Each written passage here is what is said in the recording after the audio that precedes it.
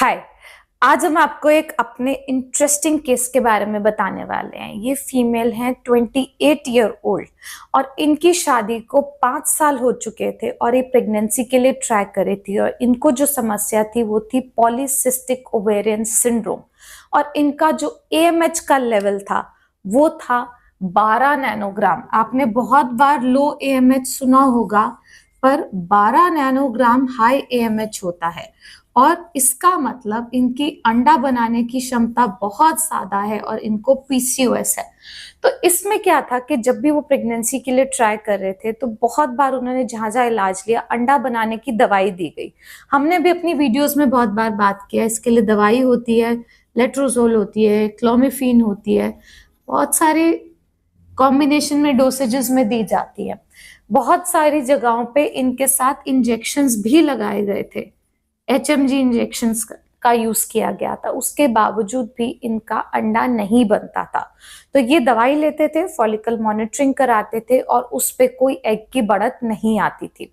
इनके लिए जो हमने प्रोटोकॉल यूज किया जिसके बाद ये प्रेग्नेंट भी हो पाए और इनके हेल्दी बेबी की डिलीवरी भी हुई, वो था इंजेक्शंस का लो डोज प्रोटोकॉल। तो जब भी फीमेल अगर यंग है, उनका AMH बहुत ज्यादा है और उनके इन दवाइयों पे अंडे नहीं बन पा रहे हैं, ऐसे में हम इंजेक्शंस का प्रयोग करते हैं। गोनाडोट्रोपिन्स में हम यूज करना चाहते हैं FSH हार्मोन, सिर्फ ये वाला इंजेक्शन का प्रयोग करते हैं। इसको शुरू करते हैं छोटी छोटी डोसेजेस में। 50 की डोज हमने दी पहले 5 दिन, फिर उसके बाद 75 यूनिट की डोज हमने दी और उसको 5 दिन देने के बाद यानी 10 दिन के लगातार इंजेक्शन देने के बाद इनका एक अंडादानी में एक फॉलिकल बना, दूसरी अंडादानी में दूसरा फॉलिकल।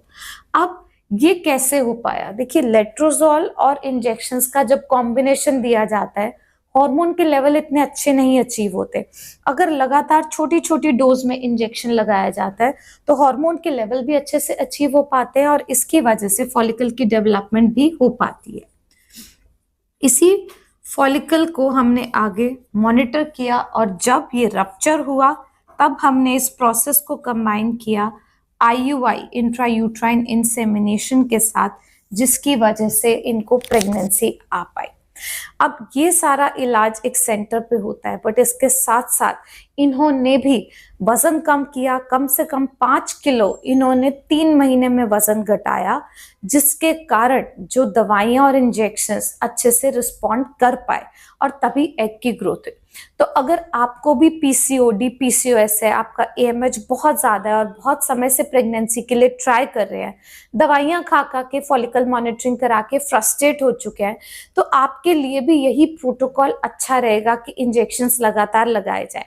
हम ये समझते हैं कि इंजेक्शंस जब हम लगाते हैं, फॉलिकल डेवलप करते हैं, तो भी करीबन 20% चांस रहता है प्रेगनेंसी का IUI के साथ, पर ये चांस तभी मिल पाएगा जब अंडा बनेगा। तो वो सारे महीने जिसमें अंडा नहीं बना, प्रेगनेंसी का चांस 0 था। तो अगर आप प्रेगनेंसी के चांसेस बढ़ाना चाहते हैं कि प्रेगनेंसी नेचुरली आ पाए, तो ये एक अच्छा प्रोटोकॉल है लाइफस्टाइल मॉडिफिकेशन के साथ साथ, जिसमें आपको वजन कम करना चाहिए, इंसुलिन सेंसिटाइजर्स लेने चाहिए। आप डिटेल्स के लिए हमारे पॉडकास्ट को भी वॉच कर सकते हैं कि प्रेगनेंसी कैसे ला सकते हैं PCOD के साथ, और अगर हमसे कंसल्ट करना चाहते हैं तो हमारे नंबर्स नीचे अवेलेबल है, हमें कंसल्ट कर सकते हैं। Thank you.